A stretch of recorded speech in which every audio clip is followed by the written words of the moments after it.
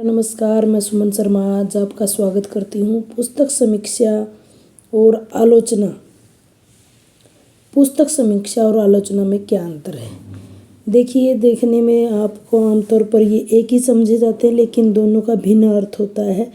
समीक्षा, जिसे अंग्रेजी में हम रिव्यू कहते हैं, और आलोचना को क्रिटिसिज्म कहते हैं। दोनों जो पुस्तक समीक्षा है वो सीमित क्षेत्र लेके रखती है, एक पुस्तक तक सीमित होती है, जबकि आलोचना का क्षेत्र बहुत ही विस्तृत होता है। दोनों में यह व्यापक अंतर है। समीक्षा आलोचना की विधा की एक शाखा है, यह एक उपशाखा यानी आलोचना की ही एक शाखा हम कह सकते हैं, और आलोचना को पूरा हम वृक्ष कह सकते हैं।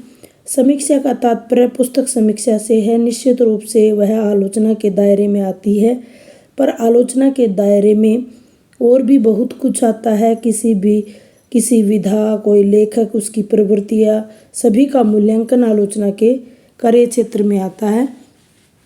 इसी प्रकार अगर हम कहें कि जो समीक्षा होती है वह किसी पुस्तक तक ही सीमित होती है।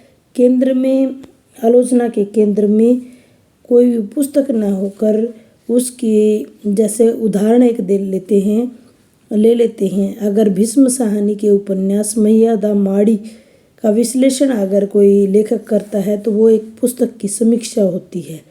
अगर वह भीष्म साहनी के उपन्यासों में शिल्प का विश्लेषण करता है तो वो आलोचना होगी। यानी बात आपको समझ में आ गई होगी कि समीक्षा का क्षेत्र सीमित होता है, जबकि आलोचना का क्षेत्र व्यापक होता है। व्यापकता का अर्थ यह नहीं है कि विस्तार से संबंधित नहीं है, बल्कि विश्लेषण की व्यापकता से यहाँ संदर्भ रखता है। समीक्षा का दायरा बहुत ही छोटा होता है, उसमें विश्लेषण की किसी पुस्तक तक सीमित रहता है, जबकि आलोचना का दायरा और बहुत सारे तत्व उसके अंदर जुड़ जाते हैं। दोनों में एक समानता होती है, दोनों में शोध प्रवृत्ति होती है, और वैज्ञानिकता के साथ अध्ययन किया जाता है। किसी भी पुस्तक की समीक्षा करते समय समीक्षक तथ्यों की गहरी छानबीन करता है। आलोचना में छानबीन का दायरा और भी ज़्यादा गहरा हो जाता है। उम्मीद करती छोटे से वीडियो के माध्यम से आप आलोचना और समीक्षा में अंतर समझ पाए होंगे। धन्यवाद।